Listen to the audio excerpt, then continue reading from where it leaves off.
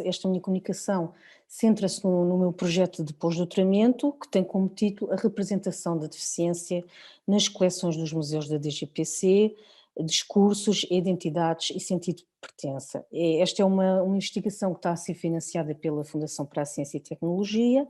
e tem duas instituições de acolhimento, o Departamento de Ciências e Técnicas do Património, sobre a orientação da professora Alice Medo,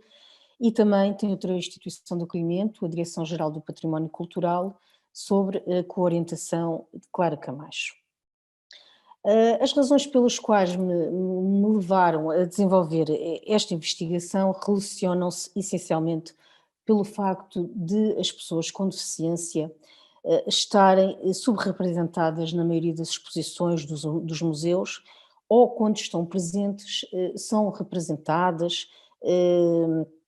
através de estereótipos negativos em torno da sua identidade. E este tipo de representações, inevitavelmente, vai acabar a forma como o significado da deficiência é interpretado socialmente, levando ao desenvolvimento de situações de discriminação e de opressão das pessoas com deficiência. No entanto, é também subejamente sabido que os museus, através da sua função social, podem, através das suas práticas educativas, das suas exposições, explorar novos significados sobre a deficiência, como é o caso que se veio a demonstrar dos museus da Direção-Geral do Património Cultural. E neste sentido, espera-se que com esta investigação, com os resultados do meu projeto, possam mapear um conjunto de objetos de museus sobre a deficiência, como via possível para os museus desenvolverem significados mais positivos sobre a deficiência, contribuindo assim também para a visibilidade e inclusão social das pessoas com deficiência na sociedade. Relativamente à DGPC, eu vou só fazer uma breve apresentação e estou aqui a apresentar um diapositivo. Portanto, esta é uma instituição sob a administração do Estado português, sendo responsável pela gestão do património cultural em Portugal e por desenvolver e implementar a política museológica nacional. A DGPC é responsável pela gestão direta de 15 museus nacionais, agora já tem mais um museu atribuído, que é o de Peniche. Estes museus são localizados em diferentes zonas do país, sendo que a grande maioria situa-se em Lisboa e tem coleções de diferentes origens, períodos cronológicos e temas. Portanto, esta investigação vai se focar nesses 15 museus, com coleções que vão desde a pré-história à contemporaneidade e que cobrem diferentes áreas como arqueologia, etnografia, mobiliário, pintura, escultura, fotografia, instrumentos musicais e outros mais. Portanto, este diapositivo apresenta uma imagem que foi retirada do site da DGPC, onde se pode ver cada museu, uma imagem da fachada de cada museu, que é a Casa Museu Anastácio Gonçalves, o Museu Nacional de Arqueologia, o Museu Nacional de Arte Antiga, o Museu Nacional de Arte Contemporânea do Chiado, o Museu Nacional do Azulejo, o Museu Nacional de Arte Popular, o Museu Nacional dos Coches, o Museu Nacional de Etnologia, o Museu Nacional Grão Vasco, o Museu Nacional da Música, o Museu Nacional Machado de Castro, o Museu Nacional Soares dos Reis, o Museu Nacional do Traje, o Museu Nacional do Teatro e da Dança e também o Palácio Nacional da Ajuda acabou por ser também incluído neste estudo. Então, iniciei esta minha pesquisa através do Matriznet, que é um inventário online sobre as coleções dos museus. E aqui temos neste diapositivo uma imagem da página da internet do Matriznet, uma página inicial que é o motor de busca, onde eu comecei por colocar uma palavra relacionada com a deficiência, para que depois me fosse gerado gerados diversos objetos das coleções dos museus da RDGPC relacionados com essa palavra que de alguma forma teria uma relação com a deficiência. Apresento-vos o primeiro caso, que tive que optar por introduzir algumas palavras depreciativas e que já estão desatualizadas de acordo com os conceitos contemporâneos da deficiência, para que fosse gerado o maior número possível de objetos nesse motor de busca. Por exemplo, introduzi a palavra anão. E com a palavra anão acabou por ser gerado diversos objetos que representam o deus Bes, sobretudo são objetos que vão desde o século III ao século I a.C. O deus Bes é uma figura foi uma figura muito popular do Antigo Egito e o Museu Nacional de Arqueologia tem tem um conjunto muito significativo de objetos que representam este deus. Verificou-se que a partir destes objetos foram gerados um conjunto de descrições nos textos interpretativos do inventário online que vão acentuar de alguma forma os aspectos relacionados com a diferença de um corpo deficiente, utilizando expressões tais como figura de anão, em típica pose de anão, com as pernas curtas e arqueadas, acabando assim por gerar descrições tipificadas em torno das pessoas com baixa estatura, neste caso em concreto.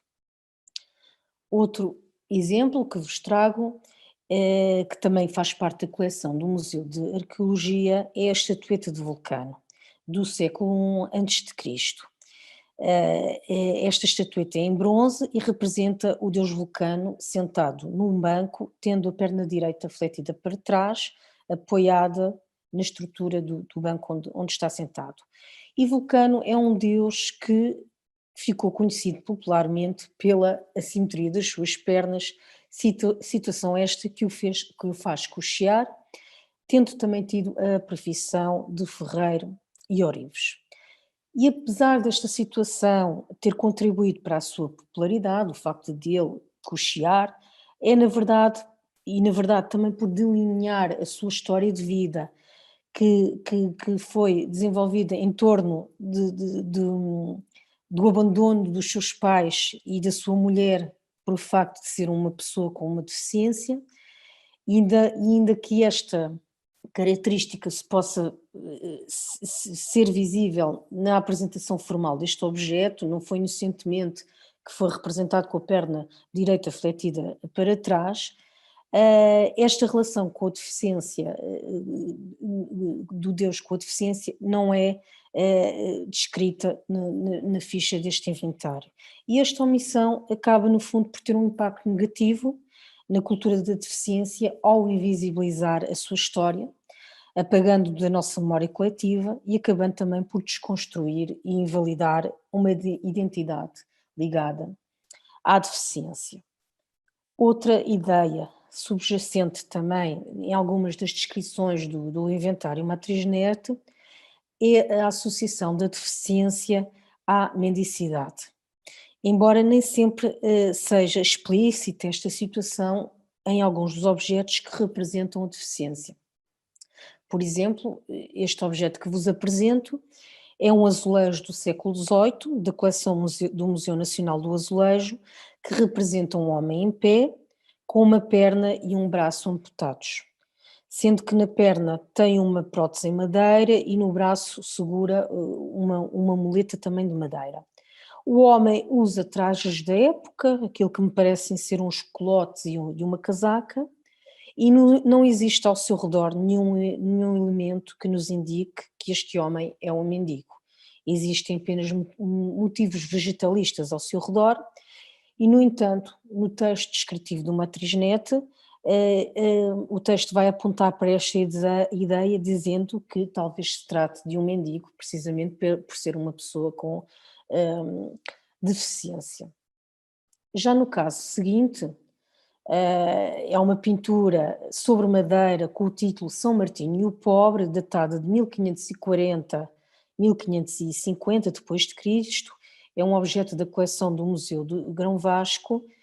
que está em avançado estado de degradação, não sendo visível na sua perfeição. Apresenta São Martinho em cima de um cavalo, fazendo o gesto de bênção, ao mesmo tempo que cobre com um manto vermelho um homem despido, que traz apenas ao redor da sua cintura um pano branco. Tem também uma perna amputada, rodeada por uma ligadura e apoiada numa prótese, numa muleta de madeira. Ao fundo, o cenário apresenta muralhas e edifícios de uma cidade medieval. E neste objeto, as palavras pobre e mendigo, que são descritas ao longo do texto do inventário, no fundo são utilizadas no título, nessa descrição, tanto podem associar a deficiência à condição de pobreza, embora também sirvam para ofuscar esta condição da deficiência. E neste caso, a mim faz-me emergir uma questão: qual das condições surgiu primeiro? O pobre tornou-se pobre através da deficiência ou a pobreza levou-o à condição de deficiência?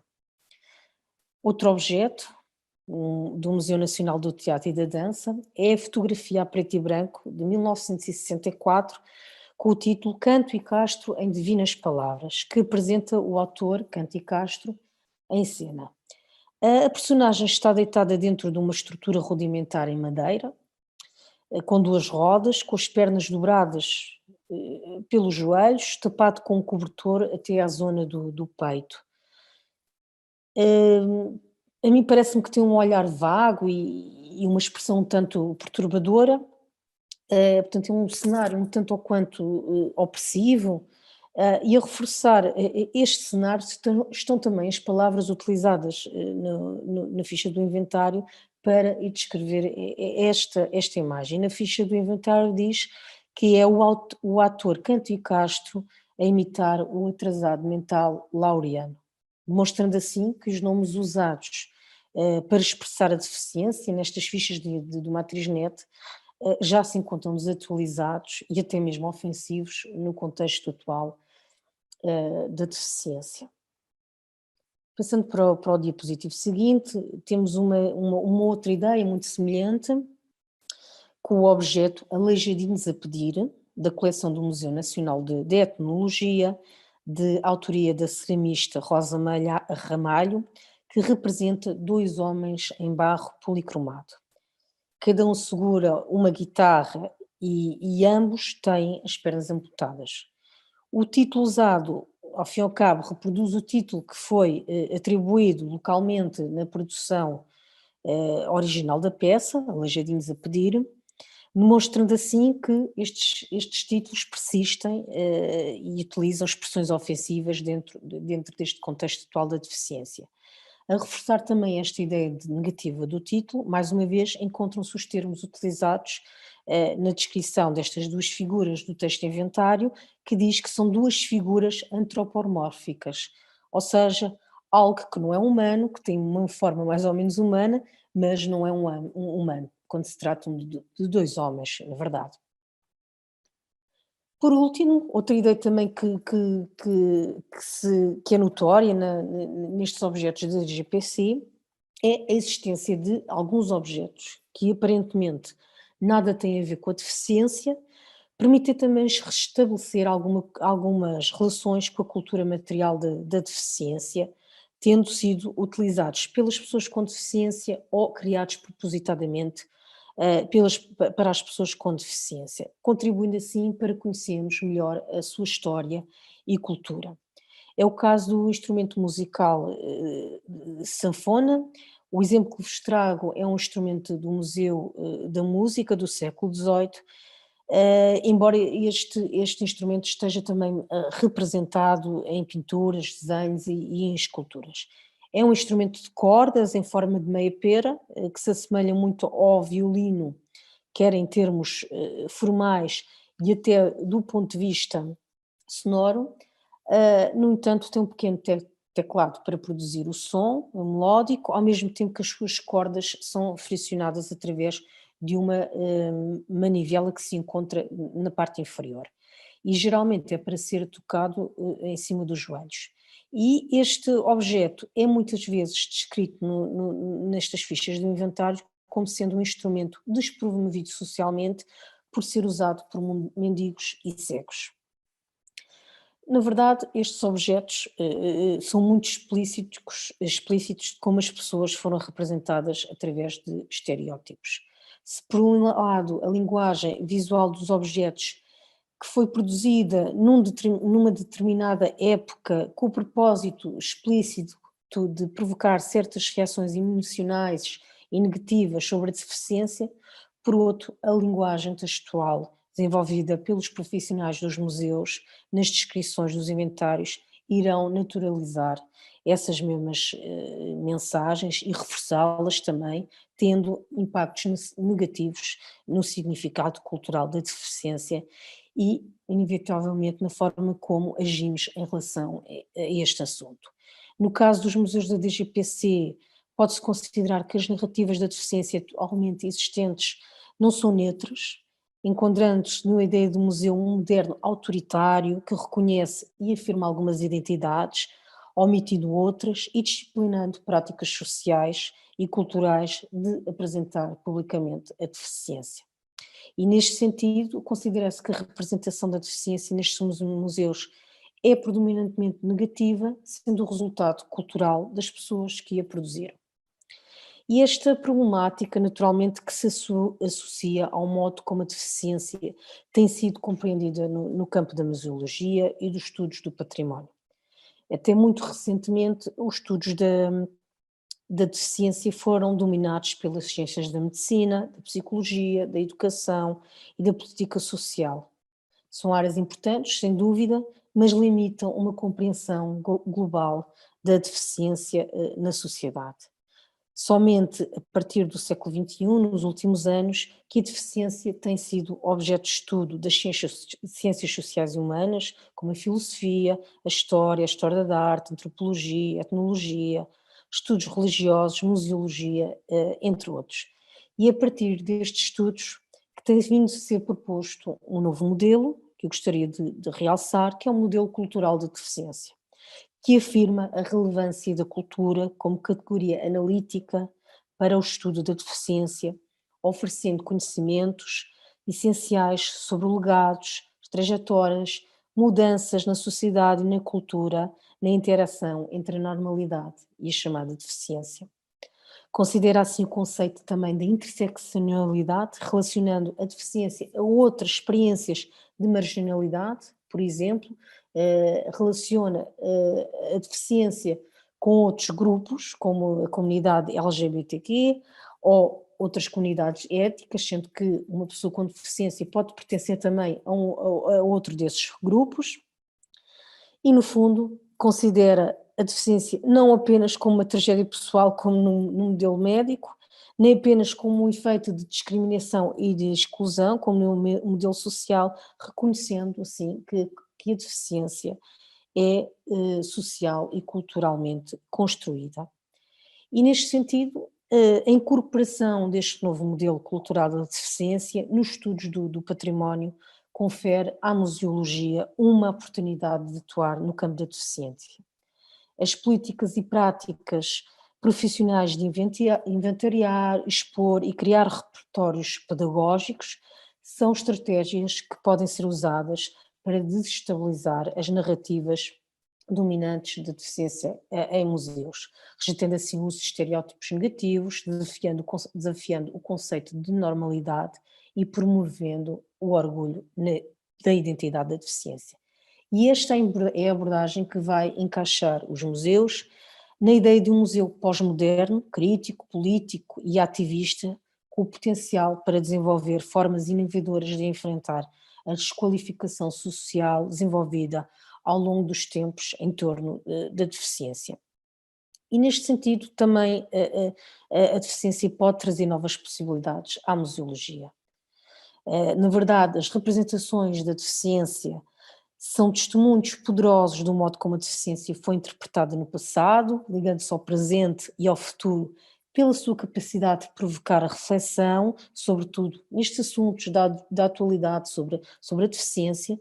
As representações da deficiência são, por isso, também uma fonte de conhecimento, de inspiração e de orgulho, criando oportunidades para os museus diversificarem os seus públicos e as histórias que apresentam publicamente. Podem também contribuir para o empoderamento dos públicos, aproximando pessoas com deficiência para explorar questões que lhes são relevantes, como a ideia de lugar e de identidade, e finalmente criam também oportunidades para os museus renovarem as suas posições, os seus textos interpretativos e a linguagem que usam nas suas descrições, como foi notório neste projeto. E essas atualizações podem ser geradas a partir de projetos coprodutivos desenvolvidos com as pessoas com deficiência, gerando releituras públicas, críticas e inovadoras sobre as suas coleções. Além disso, também a representação da deficiência pode ser um caminho para se ir ao encontro de uma nova definição de acesso. É uma definição de acesso que vai para além das duas tradicionais definições de acesso, o acesso físico e o acesso ao conteúdo das exposições, para considerar um terceiro nível de acesso, relacionando a representação das pessoas com deficiência em temas relacionados com a deficiência nas narrativas das exposições. E este nível de acesso relaciona-se, evidentemente, com a compreensão da história, da cultura e das artes da deficiência. Atualmente, alguns projetos têm sido desenvolvidos por académicos, profissionais e ativistas da deficiência que têm problematizado o conceito tradicional de acesso aos museus, defendendo um acesso mais frequente à história pública de deficiência e ao trabalho criativo de pessoas com deficiência, artistas e curadores. Trago-vos aqui então duas imagens do trabalho curatorial de Amanda Cássia, que busca incorporar elementos culturais da deficiência no conceito e na estrutura das exposições contemporâneas. Temos ali uma imagem de uma exposição que que teve a curadoria de Amanda Cássia, onde se podem ver algumas representações da deficiência, são representações contemporâneas, por exemplo, 3 fotografias que apresentam corpos nus de pessoas com deficiência em diversas posições, ou também o trabalho do Carmen Papalia, que usa estratégias geralmente performativas para abordar a sua compreensão de acesso ao espaço público, às instituições artísticas e de cultura visual. Ele questiona, sobretudo, a hegemonia do sentido visual na nossa relação com o mundo, e vemos ali na imagem ele a fazer uma visita num museu de artes visuais, ele usa uma bengala branca e ao seu braço está uma visitante com os olhos fechados a ser guiada por ele. E com isto deixo-vos uma reflexão, não é? Face a estas possibilidades que a deficiência tem no campo da museologia, a minha pergunta é porque é que então o acesso à história pública da deficiência e ao trabalho criativo de artistas e curadores com deficiência, que faz parte da nossa cultura e da nossa história compartilhada, nos tem sido negado, sendo praticamente inexistente a sua apresentação nas exposições públicas dos museus. Obrigado e passo então a palavra à Cláudia.